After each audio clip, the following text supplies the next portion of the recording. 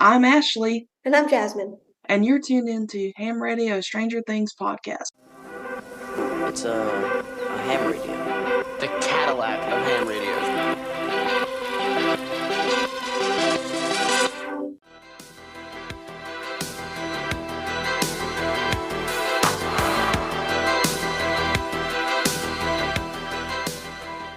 Hello, everyone.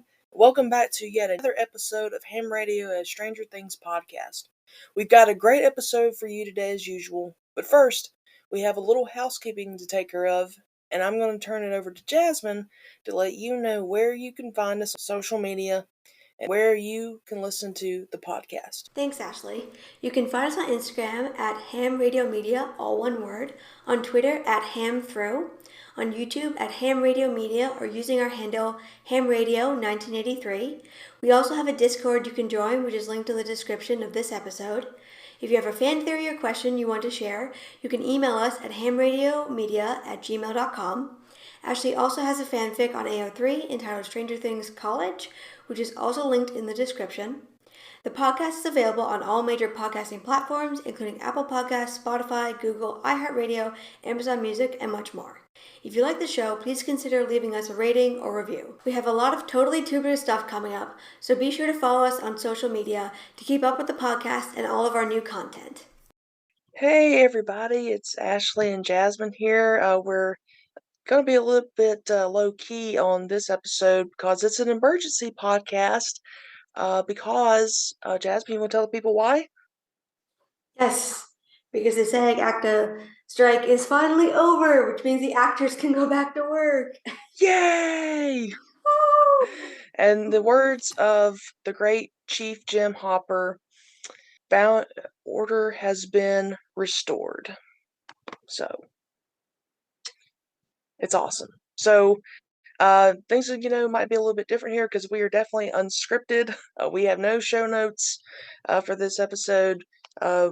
Jazz and I basically just chatted in the WhatsApp about talking about the strike being over and kind of what that means for filming for Stranger Things season 5, and then we've got some other fun stuff we'll kind of talk about. So I think the best way to do it is Jasmin is to begin talking about the actors' strike officially being over. Yeah, for sure. So we got the official announcement, about 21 hours ago as of this recording. And the new negotiating committee unanimously approved a tentative agreement, the AMPTP, which is awesome. They're going to be doing some celebrations around the country, which they very much deserve. So the contract is valued at over $1 billion. And so they achieved a lot of things that were really important. So stuff like minimum compensation increases, provisions for consent and compensation that will protect members from the threat of AI. Because if some of you will remember, one of the things that studios were, saying they were going to do was, basically use AI to carbon copy actors and, use that instead of background actors. Like rather than using actual people, they would use like AI generated creations, or they were saying, okay, well, you're going to be able to select these actors and pick these things, and it's going to auto generate a show or a movie for you. And a lot of fans were talking about was, well, we don't want that. We want actual acting. We want real art. We want things that people put love and time into. We don't want to just be able to auto build a show, so they got key protections for that. And for the first time, this contract establishes a streaming participation bonus because, as some of you will remember, big thing is streaming. Shows go to streaming because that wasn't in the original contracts, because streaming wasn't a thing up until a few years ago. People don't get any residuals. They don't even know something's gone on a platform. So, protections against that and to include that. Also stuff about pensions and healthcare as well. So big things around compensation and protecting diverse communities, which are all really awesome things that, they were really fighting for. So yeah, we're going to get the full details in the coming days, and we will be linking to that on our socials when we get it. And they thanked everybody for their support, especially from the Writers Guild of America, which was on strike until recently.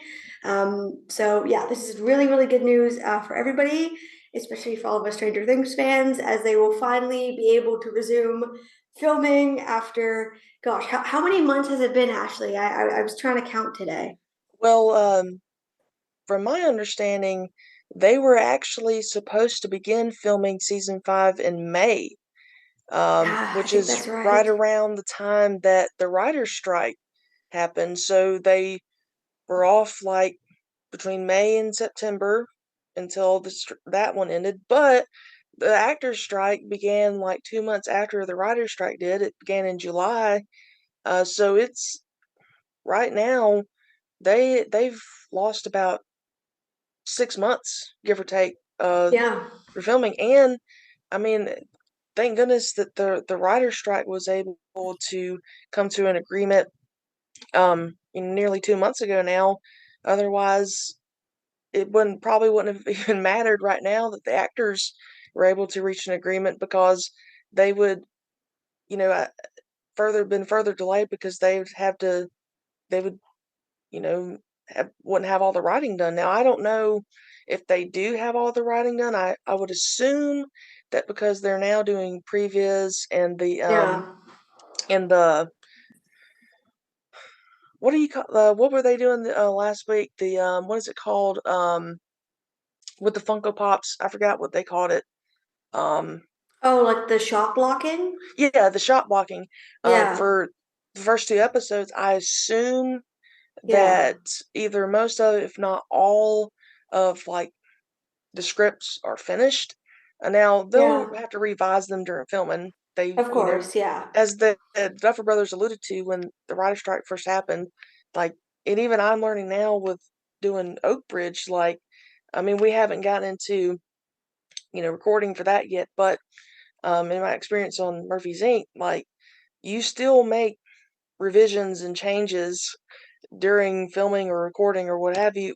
And also, Jasmine, as we found out during doing the analysis of the script for chapter 7, like, that was revised like what, 5 or 6 times. So it's always it's never really finished until like they get to post production. Yeah, for sure. And I mean, I would think that they must have all the scripts done by now because I know we got updates before the strikes happened that like I know I think they'd given the actors, I think the first two, like the first couple of scripts because they were originally going to have to accommodate people's like school schedules and Yeah. other filming projects and life events. And of course, those things went ahead, but when everybody went on strike, that was halted.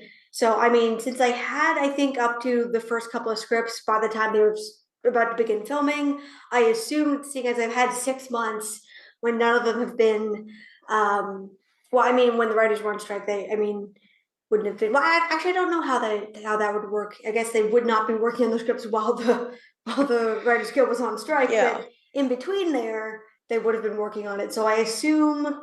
I mean, we don't know how many episodes there are going to be, right? So I would presume they must have at least half of the scripts done by now, if not all of them. I would assume so.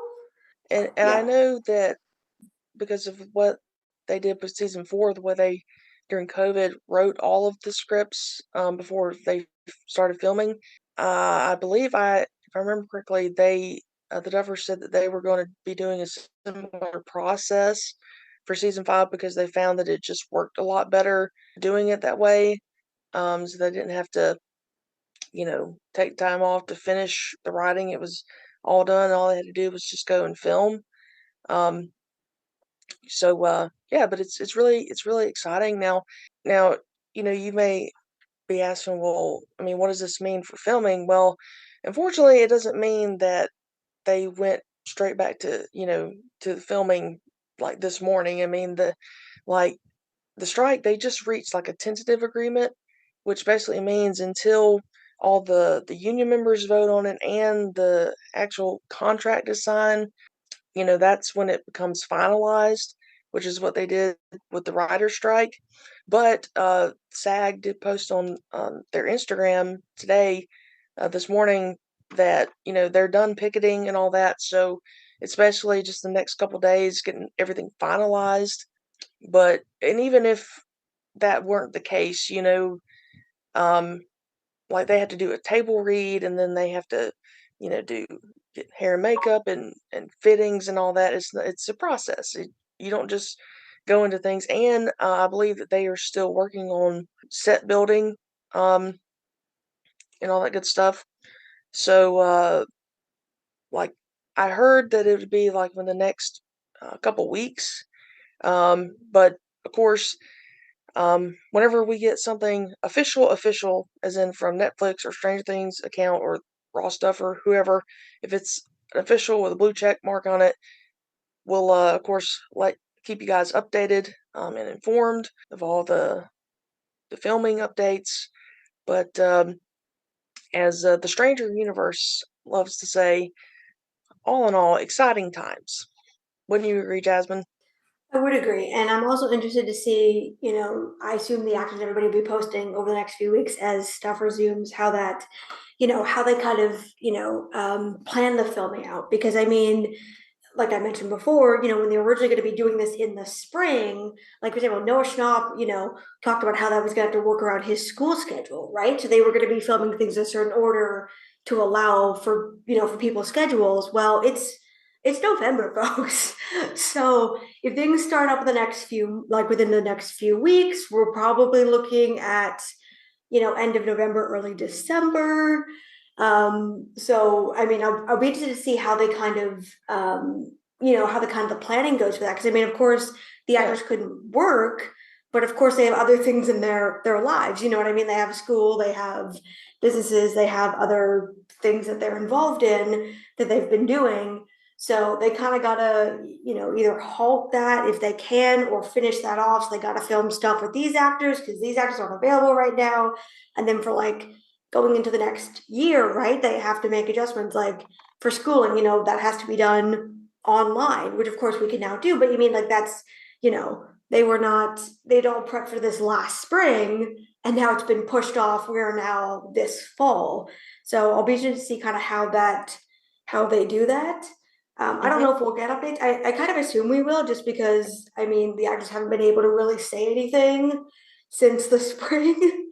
So I would assume they would be, kind of sharing what's going on just because they haven't, when you haven't been able to do Yeah. something for so long, Yeah. we all feel that sense of, oh, want to share. I mean, I know all of us Yeah. coming out of COVID wanted to share everything because we could do nothing for like 3 years. So Well, apparently today Noah Schnapp posted on his Instagram, the shot of what they released on Stranger Things Day of episode the script for episode 1, and he was like, "Guess who?" And of course, the internet, went crazy. And normally, I think that Noah Schnapp would do well to maybe not um go out of his way to do that all the time. I think it's a very bad look for him. Um, but this one, I'm gonna give him a bit of benefit of the doubt here because, I mean, come on, if you followed Stranger Things long enough, like I think it's pretty obvious what this scene is, who this scene is referring to, what song it's referring to, and from when it's referring to. I mean, I'm not going to, jump on his case about that because, again, I think it's pretty obvious. yeah, I agree. I mean, we shared this on the live that we did, which will be coming out as a podcast episode. And if you missed our live for Stranger Things Day, it is there's a recording of it available on our YouTube channel. So feel free to go and check that out. We had a lot of cool people with us. But we talked about what it could mean. And my theory, and I think a lot of people's is, okay, it's Will having a flashback, or it's either a flashback from Will, or it's a nightmare or something calling back to season 1. My other thought that I had today was that maybe, how in the start of season 4, like they did the throwback to like earlier on in the 70s with the lab when we saw Brenner and everything getting ready for his day, and there's the kid on the bike. like the cold open Hmm. for season 4. I had a thought that it could be something kind of like that, where it's like a flashback that's kind of like a cold open, maybe going back to the creels. Like it could be Alice singing, or it could Yeah, be yeah. like something kind of that kind of persuasion. That was my other thought. Um, so, but yeah, I agree. I mean, it definitely, I think it being Will definitely makes sense. It could also be Alice Creel. It could also be something like that. And too, I have seen the theory floated around that maybe it could be Henry when he was a child and singing "Dreaming a Little Dream of Me," which is I think a very interesting theory. But right now, I'm leaning more towards Will in the Upside Down singing "Should I Stay or Should I Go" to comfort him, like that scene um, from season 1. But we'll see. I personally am really looking forward to whatever it is.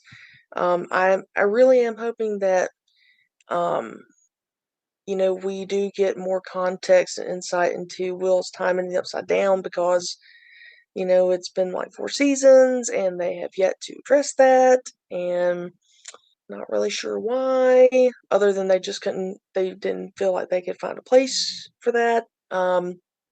But yeah, I mean it's it won't be much longer now. Which I think I'm really looking forward to.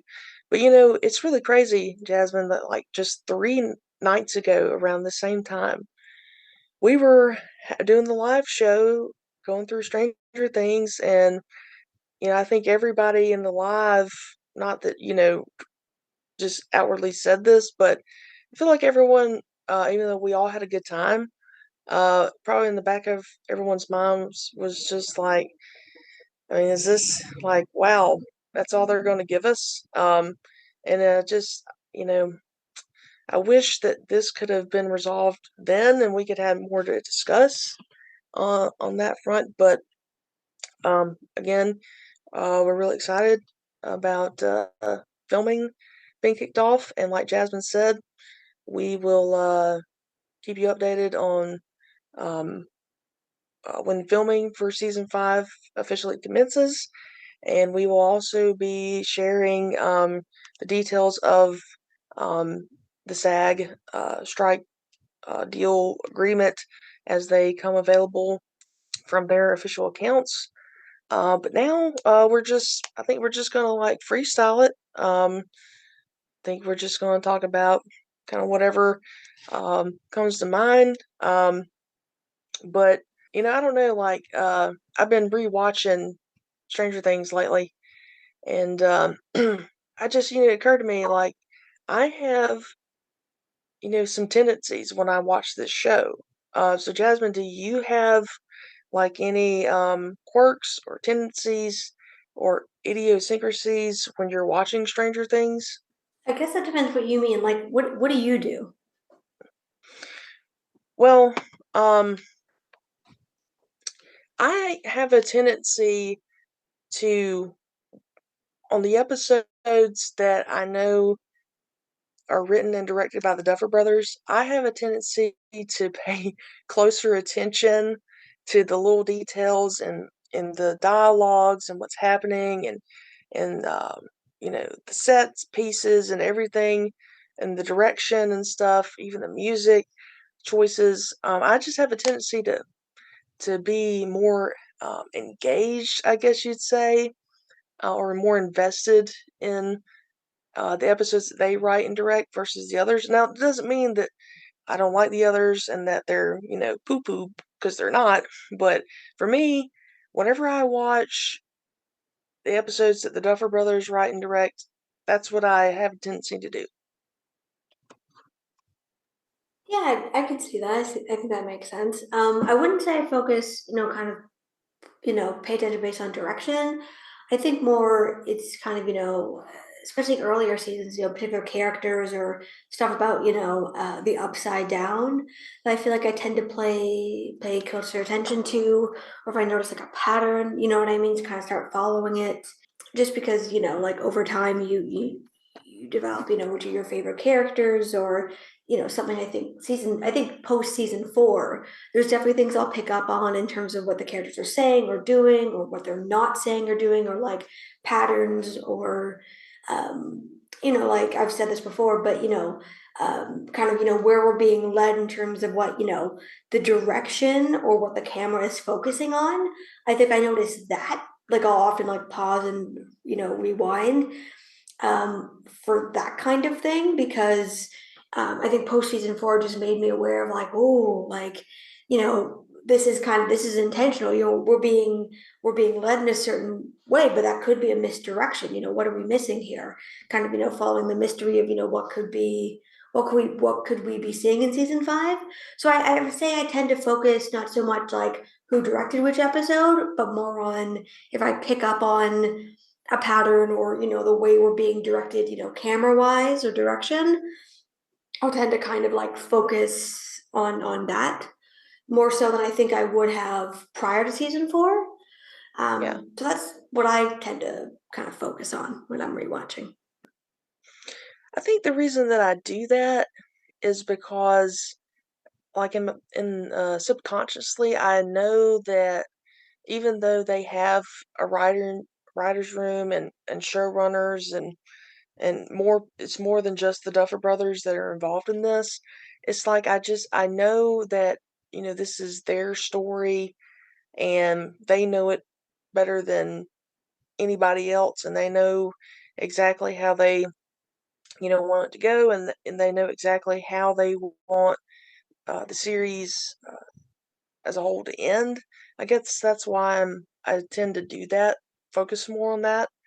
Um, but yeah, that's just uh, I think that's probably my biggest quirk.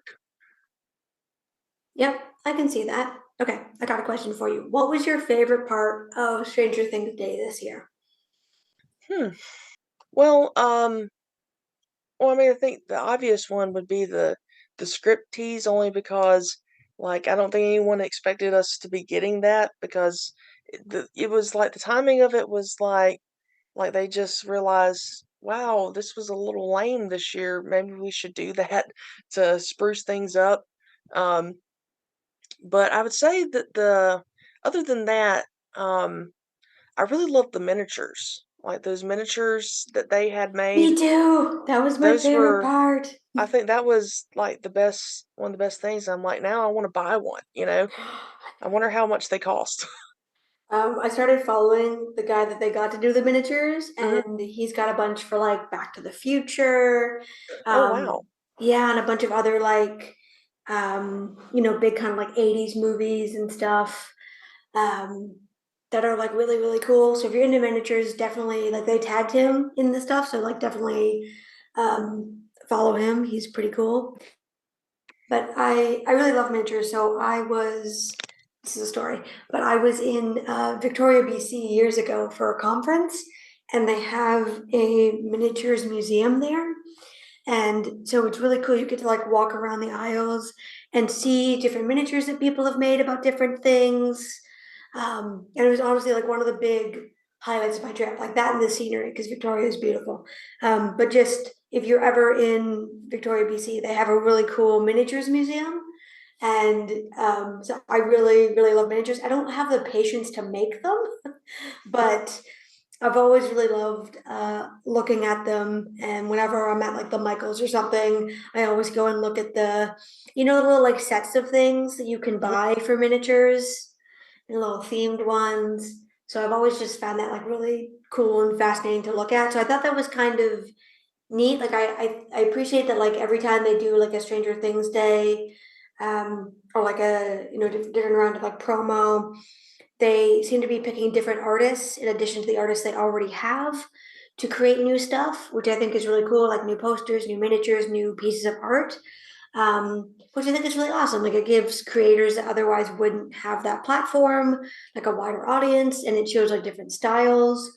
So I just think that's a really cool way of like uplifting, independent artists and stuff. So like I've always really enjoyed that part of Stranger Things Day. Yeah, me too. I think it's great that they do that. I mean, it's funny, it's just now hit me that the reason that the miniatures and stuff were made and such a big deal is because of the one that 11 made in season 4 of Hopper's Cabin. Like, it's just now hit me that it just, I don't know why I didn't before, but it's just like 3 days later, I'm just now realizing that's why. Yeah, shout out to 11 and her miniature. And Mr. Fibley, And Mr. Ripley. the squirrel. The squirrel. Shout out to Mr. Ripley, the squirrel. The other thing I have to say is when they were doing like the live tweet for episode 1, the the line Hopper has about Mrs. Gillespie and the owl at the police Yeah. station. Yeah. That one made me laugh the first time. That one gets me every single time. Like, I just love that line so much. Yeah. And I think it's the way he delivers it too. He's just like staring at her like, are you for real? I mean, like, isn't it obvious like that stuff doesn't happen here? I mean, that's the only thing that happens here are owls attack ladies' heads, I mean, And like, I feel like it seems to be implied that like she's still got like a beehive or something going on from like yeah, the yeah. 60s, because like this is the 80s by this point. So like she's kept the old hairstyle, and so her like an owl thought it was a nest. And then like that just is also the juxtaposition, because like Joyce is convinced Will is missing and something horrible has happened, and Hopper's like, come on, he's probably just playing hooky or at his dad's. Because I mean, he's true. Like, he says 9 times out of 10, a kid is with a friend or a family member, right? Which is true. Like, that's a true thing. Most kids, it's a misunderstanding. Like in most cases, stranger abductions are actually pretty rare. But Joyce is also right that like that's not who Will is. You know what I mean?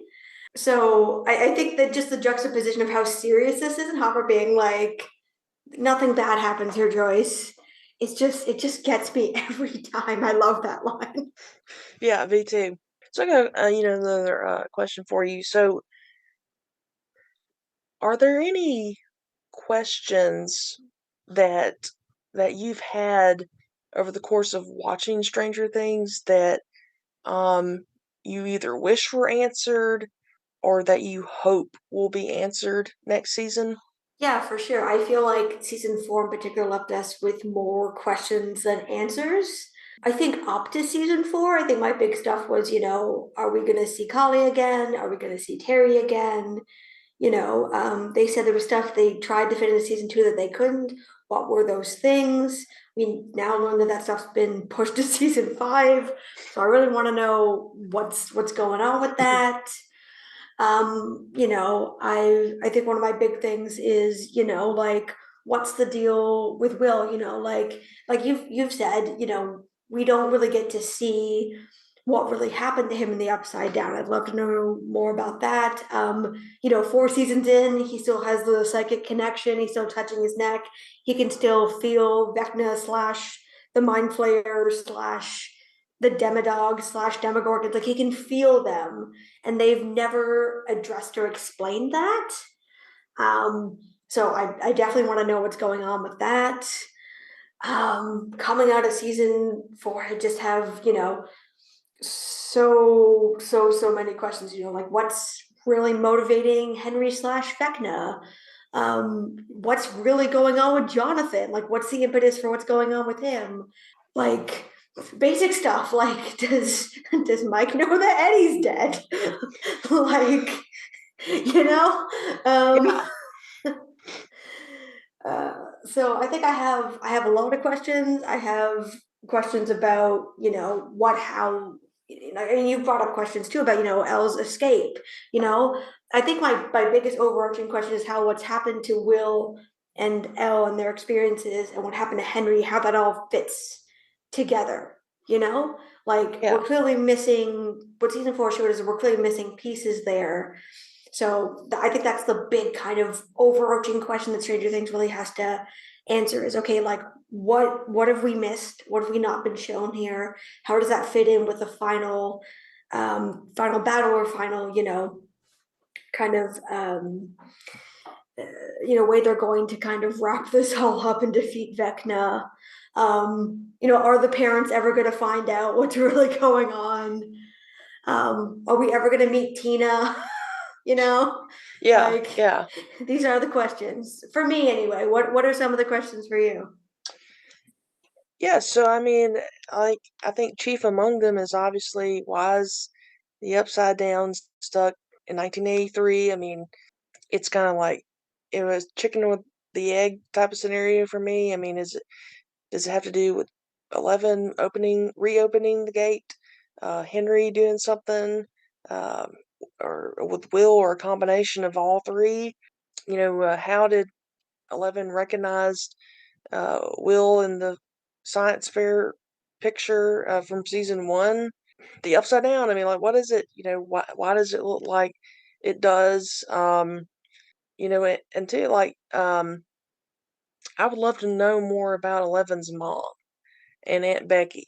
I felt like that was the way they did that, especially in season two, was just so weird because, like, in season one, there's no implications whatsoever that Terry has powers, even though Becky tells us and Hopper and Joyce that she was involved in these experiments, and then I mean she's just there. I mean she doesn't do anything. I mean she's not doing the sunflower rainbow thing.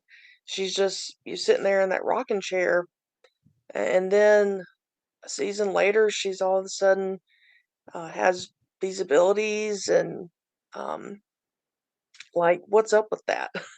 I mean I hope that that wasn't just so Eleven could find Collie and do all that, which I've heard many say that, the Duffers realized that doing all that with eight and stuff was um probably a bad idea, and that's why they've never gone back to that.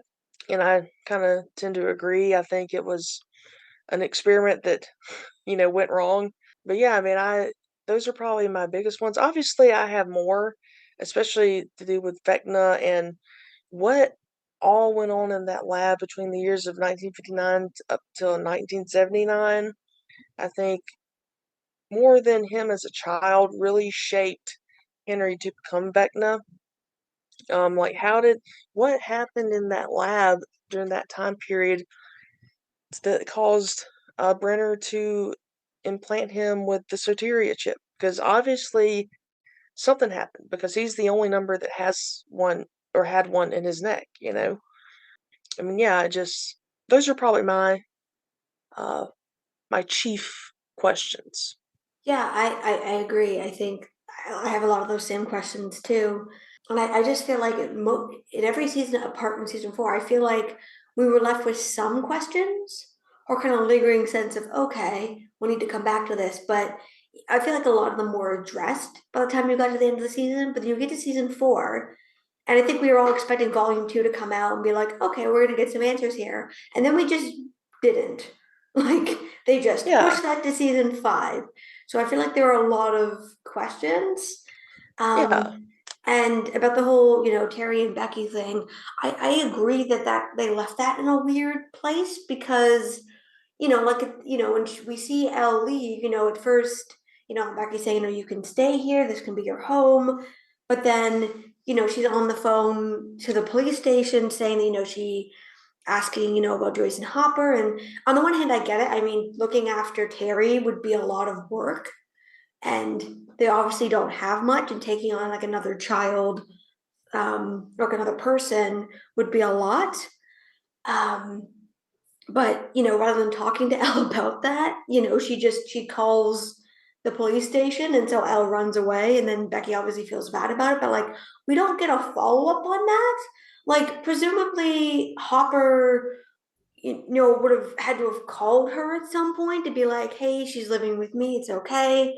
But we don't really get to see that. And then, when Hopper's presumed dead, Elle moves the virus to California. We don't get I mean, presumably Joyce would have had to have contacted her and tell her where they were going. But we don't get any mention or kind of, kind of follow up on that. And I hope we're gonna get that in season 5, even if all it is just, Joyce reaching out to let, Becky know that she's okay, because, she will have seen on the news that there was this massive like earthquake in Hawkins. Yeah. And even though she knows they're in California, it took place like at the end of spring break, right? So, like I think her being genuinely worried about, is Elle okay? Um, so I agree that they kind of left it on a weird note where like we don't really get a follow up to that. And with colleagues, like I've seen other people point this out as well, that the way they introduced her kind of friends and cast of characters was really weird if they actually wanted to make that into a backdoor pilot or a spin-off, because like the introduction between Elle and the rest of Kali's friends has like the one guy like threatening to kill her and like that's just not the vibe of the rest of the show. Like I remember watching that, with my friend the first time we watched it and being like, okay, we're supposed to be somehow identifying with these characters, but usually threatened to kill like what is she, like 12 at that point? Like a 12-year-old? Like that doesn't make any sense. Like she's obviously not an informant or anything. She's like 12. So like yeah. and she's obviously has to be a few years younger than Kali because Kali appears to be a little bit older, and she seems to be closer to being like a teenager, whereas Elle is obviously still a kid at that point. So I'm not quite sure what they were going for there, because they wanted to incorporate them into the show or have us root for them or do a backdoor pilot or a spin-off. They didn't do the introduction correctly, and they obviously realized that. But at the same time, I think, having those characters be a big part of season 5, I don't think is realistic. I think having them show up to help out with, one of the battles or the final battle makes a lot of sense to me. Just because I feel like they're going to need all the help they can get. And it would feel kind of weird if we didn't kind of get a follow up on that. You know what I mean? Like they're going to need everything they can possibly get their hands on to help defeat Vecna. Why wouldn't you? Why wouldn't Elle go to them for help? Like they need all the telekinetic powers they can possibly get. Yeah. And another thing is, this is not really a question, but it's something I want to see in season 5. Like I want to see what Henry's full transformation into Vecna. And we never see that. We see him when he first gets into the upside down, and yeah, he's burned, but he still very much looks like himself. And not to jump the gun to spoil anything, but we're doing the chapter 7 analysis, and and there is a lot written in that scene when after 11, he's falling through the lightning and stuff. There's a lot more that they wrote in the script, description wise, that we did not see. So I feel like maybe that's something they either found they could not do, or you know, being pushed for time, or they're like, we'll just save that for season 5 and make that part of it, because um, you know, in episode 9, Vecna tells 11 that, Papa didn't make him like that. I mean, she did. And I'm like, yeah, but I mean, you still look very much like a human. You were just burned she first sent you down there. Um, something is going on, obviously, to make you look the way you look now. And so I don't know if it's because he's now connected to the hive mind and stuff. I would really love to see that. Yeah, I mean, I would too. I mean, there's a big difference between what we see when he first winds up in there versus what we see in season 5. Like the way it's in quote the present, in 1986, and like I think the Upside Down as well. We've talked about this, that what we see in season one versus season four. It's evolving. There's a lot more vines. It's evolving as a place, and since we know Vecna is connected to that, I'd love to see more about that transformation and how it kind of evolved to where it is now. So I definitely would like to see that as well. And talking about the difference from script to screen, something that we noticed when we've been doing this script comparison is that there are some descriptions in the script that don't, things that don't appear in the show. Like there's a line when the Hawkins crew is in the Upside Down, and they're going towards where the lightning is and everything, or they're making a break for the woods or whatever they're doing. In the script, there's this line about there's this epic shot. It's the most epic shot we've ever done in the series. You can see all of Hawkins, like in the Upside Down. But in the final version, we only see like the dried out lake and the woods, and we're kind of a little bit, in some downed power lines. We don't see the big epic shot. And something I'm really curious about is, was that stuff they just got into and, they chose to spend their money elsewhere in terms of special effects? Or are they saving some, they've said they're saving things for season five. So is part of like, is there stuff about the lore that we're going to learn that's, they're like, oh, this would be a better shot or more, something that's going to be more interesting for the audience if we move this to season five and kind of combine learning more about the lore with these big epic shots, because I think a big question I have coming out of season four is, especially with us doing the script comparison, is okay, what was, we ran out of time, we chose to put the budget elsewhere, we had to put the budget elsewhere, and what is a deliberate storytelling choice, because I feel like a lot of this stuff falls in this gray area because there's so many unanswered questions. That's something I'm really excited to learn about season five is, okay, like, what was just a budget thing and what was actually, for storytelling, we're going to move this to season five. So particularly with the Upside Down, I'm really excited to kind of, learn more about it. And, also like, is Dustin right? Has it always existed? Like, has it Yeah, existed yeah, for a millennium? Like what is the, what's the truth there? yeah. It's the same with me. Like whenever I think of that gorgeous shot of the I guess the Upside Down that Henry first lands on. I mean, to me, it doesn't really look like um, another dimension. Really, it looks like another planet. And there's things that we've never seen before, like everything that's floating, like zero gravity almost. Yeah, there's some vines, and obviously we see the Demogorgon.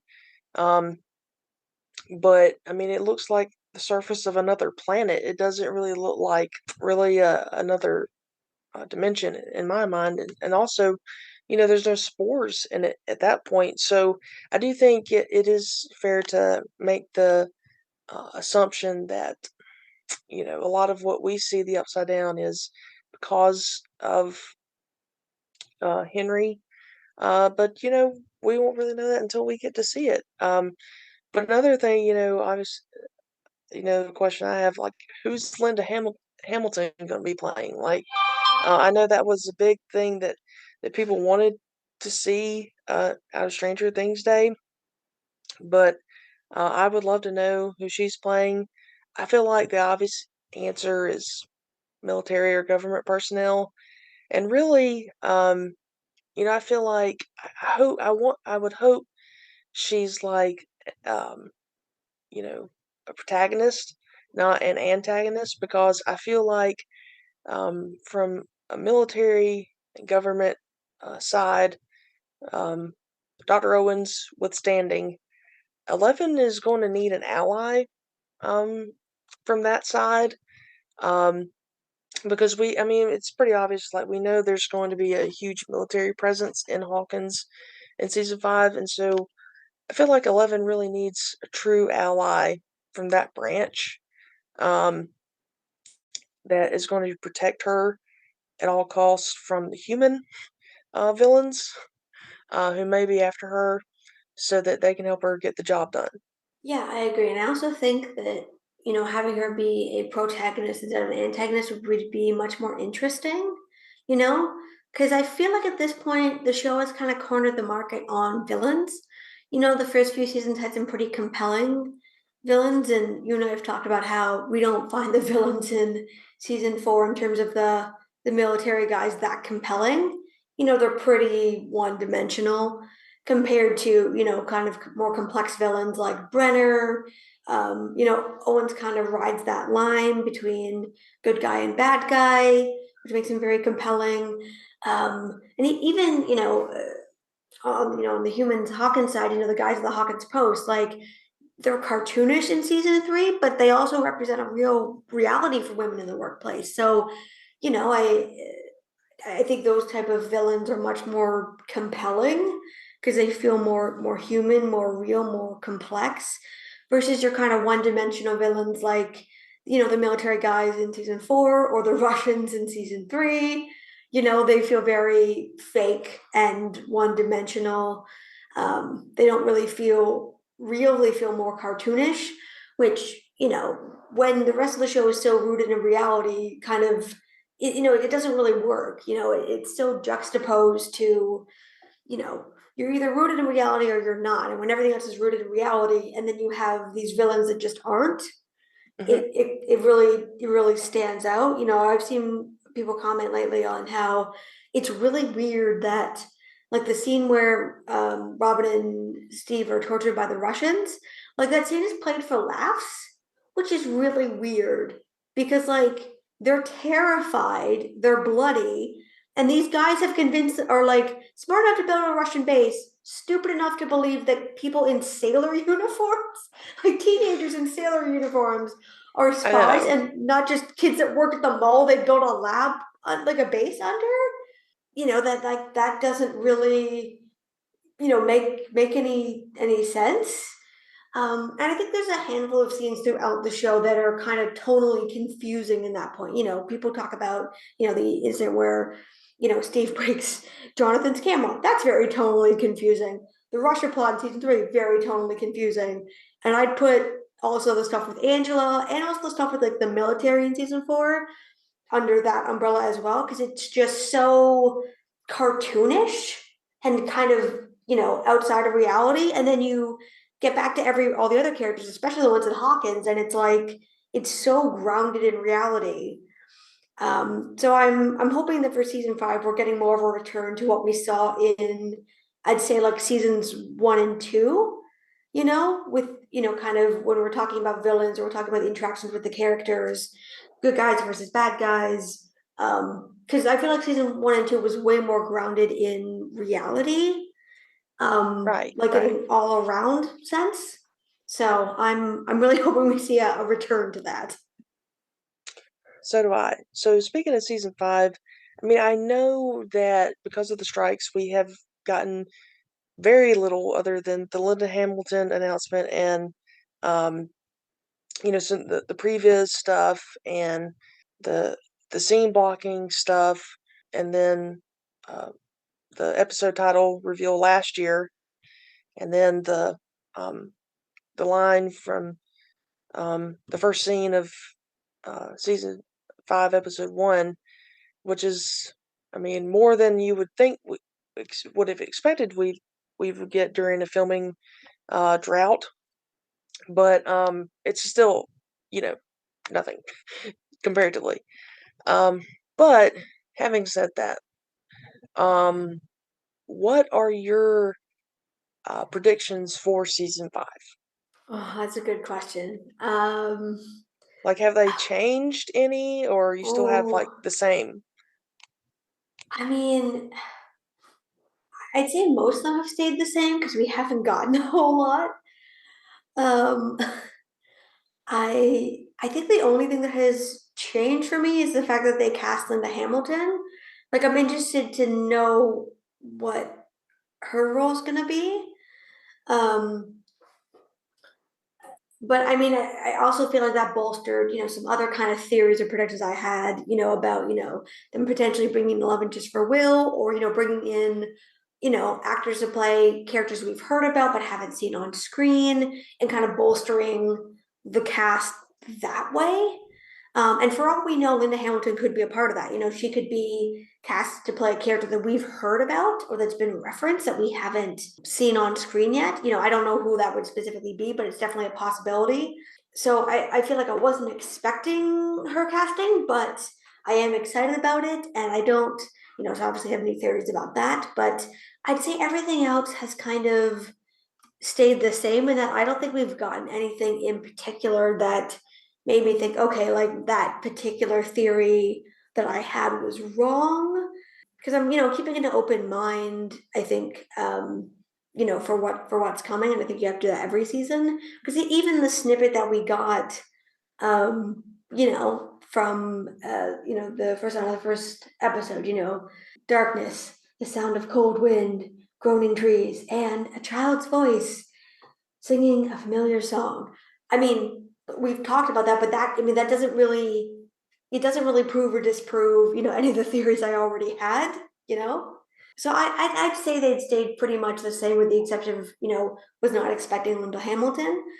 I think that opened the door for them to cast new characters and kind of cements what I already thought, that,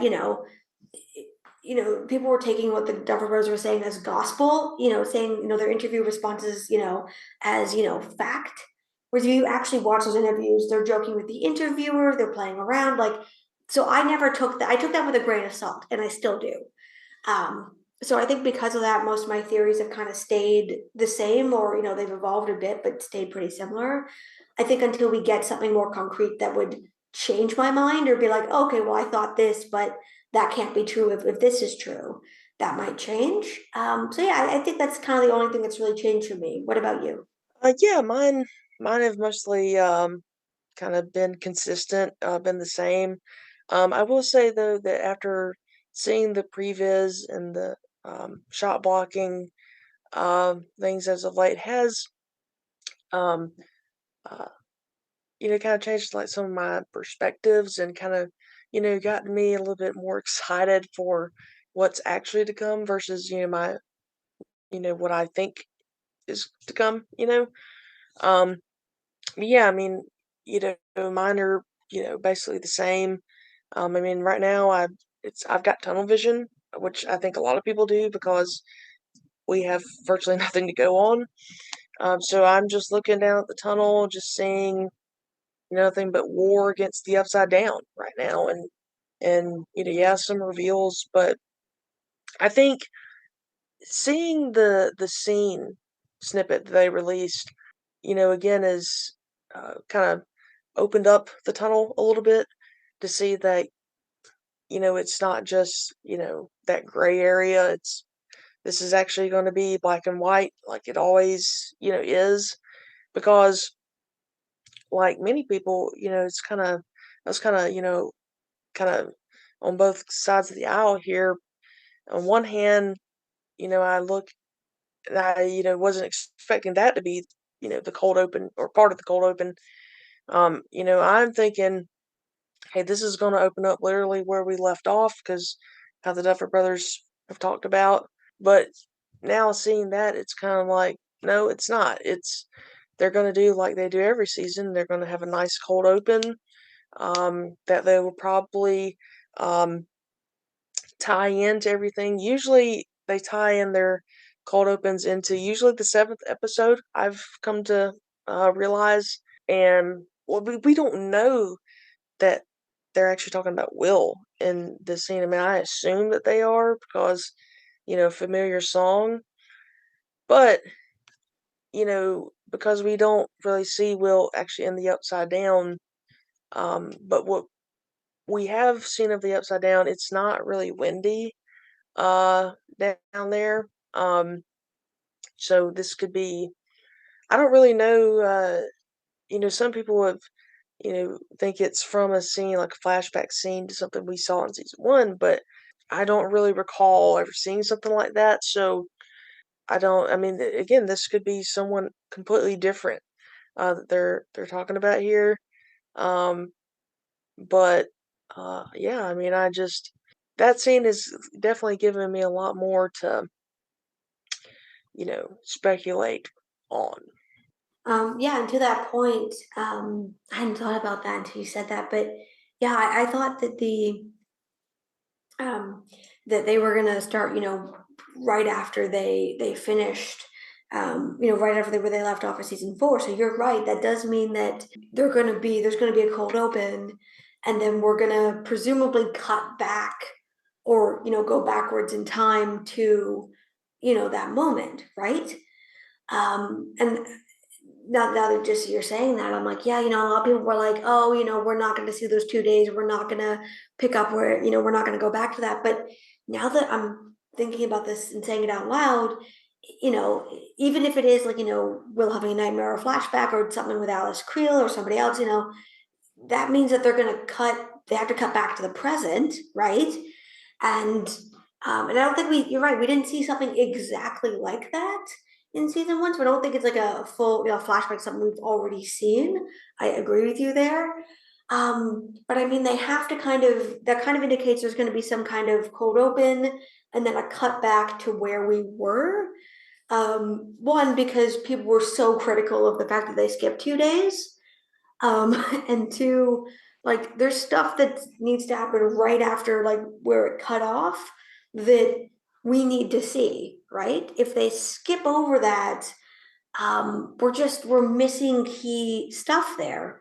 We'd be skipping over the reunion between Hopper and everybody else. We'd be, skipping over everybody coming together and sharing information, right? Which needs to happen.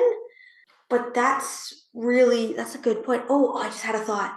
I wonder if maybe it's not a flashback or a dream, but you know how like sometimes the characters freeze up and they're having like like they're having like an in moment like flashback, or like we can see that like or they can hear something, or they're thinking something to do with what's happened in the past. I wonder if it could be something like, if that's what it is. You know what I mean? It's one of the characters having Right, one of right. those moments, so we're not actually cutting away from the present. That character is cutting away from the present, but then when it cuts back, it's like are you okay? And then it goes into that. It could be something like that, which would enable them to stay in the present but also go to the past.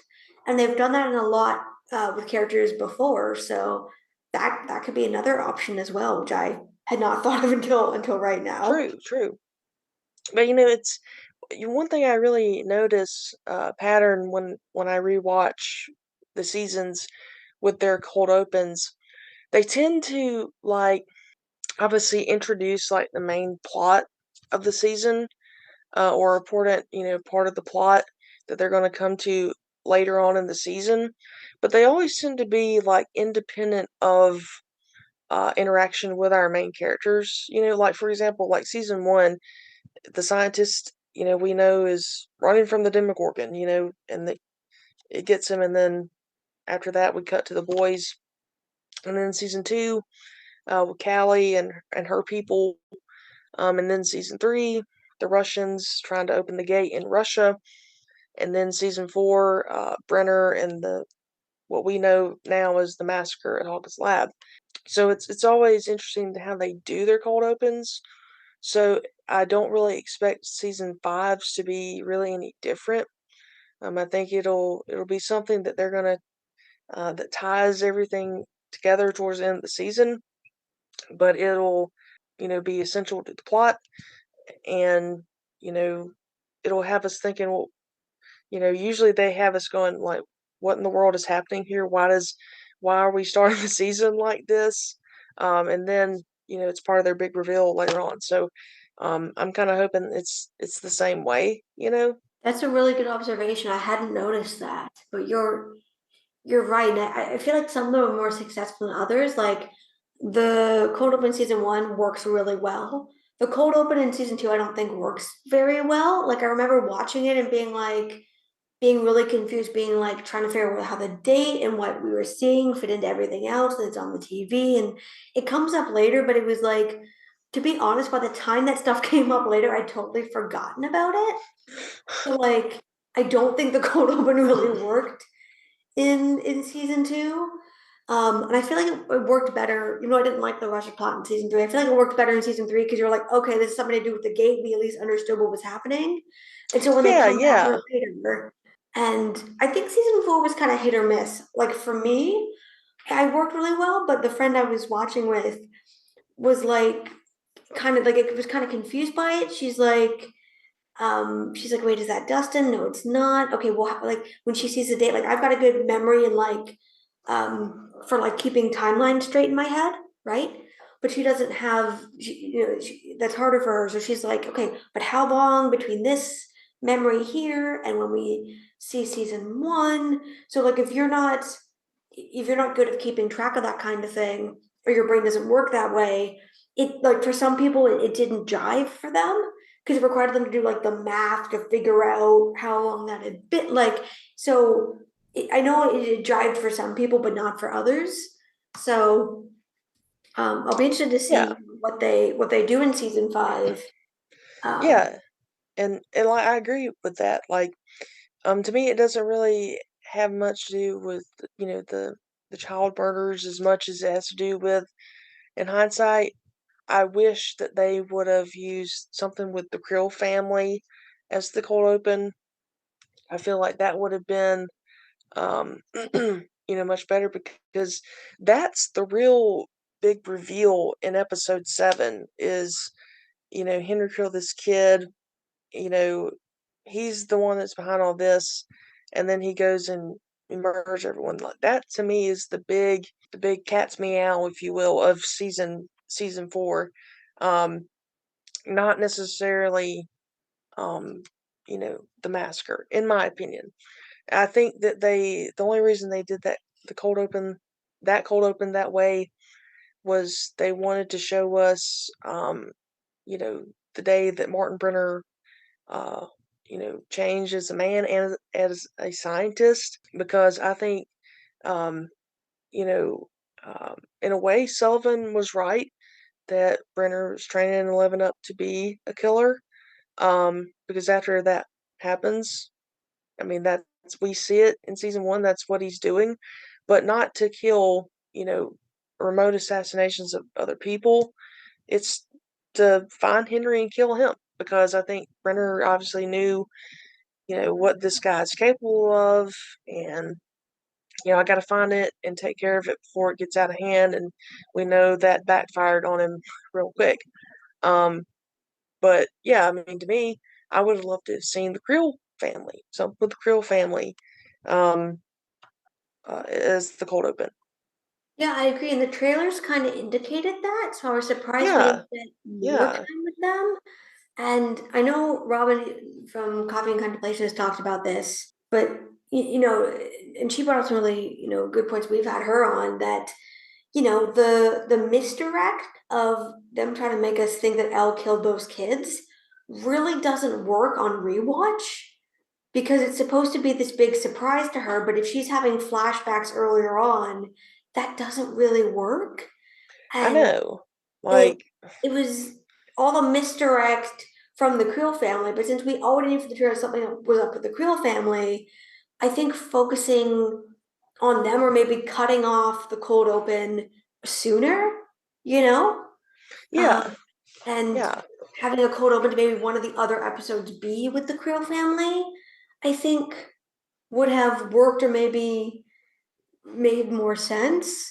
Because yeah, it doesn't really work as a like it works the misdirect on first watch, but only if you really believe that Elle killed those kids. And I never did. And I think most people, not most people, but people were kind of split on that, Some people thought it was possible, others didn't.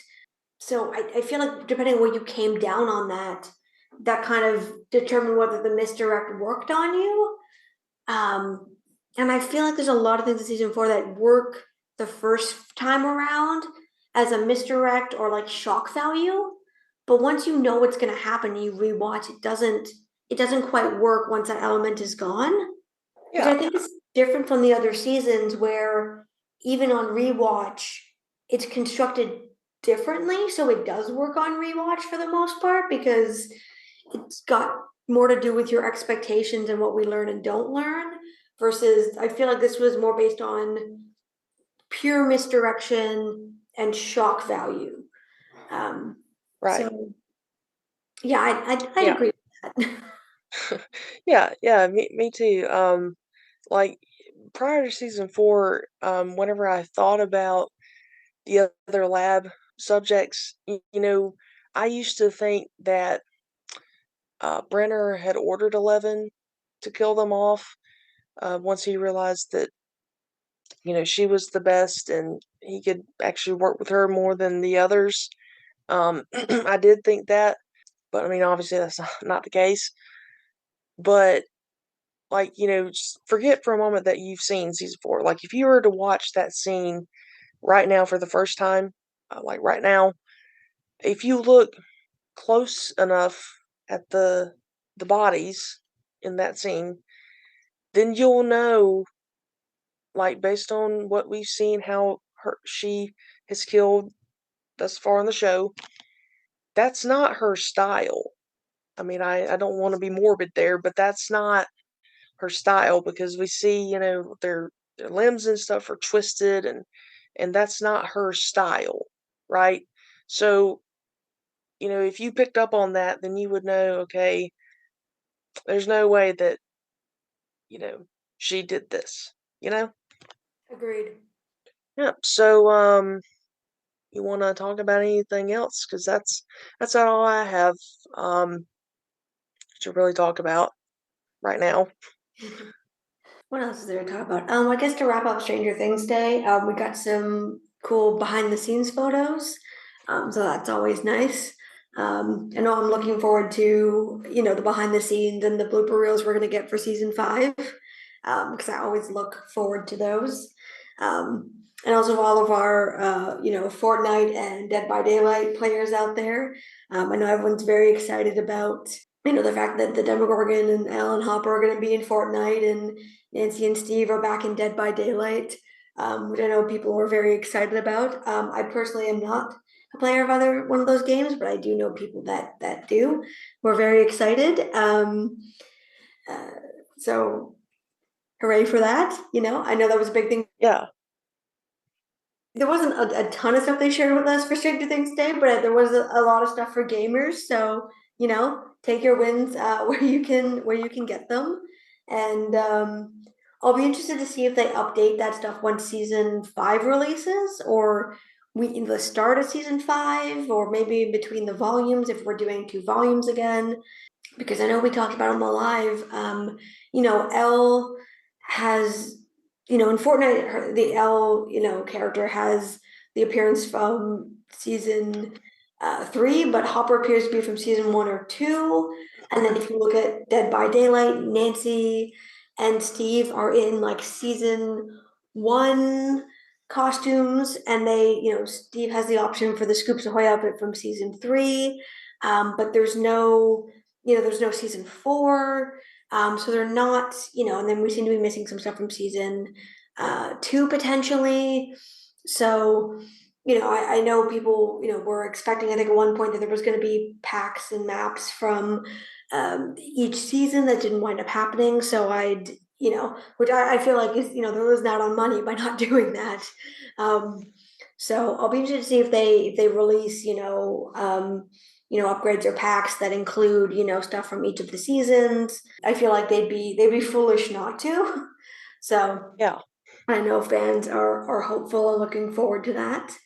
Um, so we're crossing our fingers for all of our gamer fans out there, for those things to happen. Yes.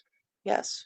And I assume that for season 5 they will release it in 2 parts like they did for season 4 because that just, seems to be the trend that Netflix is doing these days. And, it's the final season. I wouldn't hate it, to be honest with you, because that just means we get even that much more time before, it is officially the end. So I think, we're gonna call it a day on this emergency um, SAG strike ending episode podcast. As always, we thank you guys for joining around. I hope you had fun time listening to share just about, whatever we wanted to share about tonight. We usually, again, this is all unscripted, and so I hope uh, you enjoyed it. So I think until next time, that's going to do it for us. But again, make sure you're following us on the socials so you can keep up with our show and Stranger Things. Because again, we're going to keep you guys updated on filming updates as they are received. So I think that's going to do it for us. Jasmine, any last minute thoughts? No, I just want to wish everybody a happy Stranger Things Day, and we are so excited the strike is over, and Yes. we will be bringing you guys lots of new content as things emerge about filming and everything that the crew is doing for set design and all that. As stuff comes out, we will be bringing you those updates. So stay tuned for that.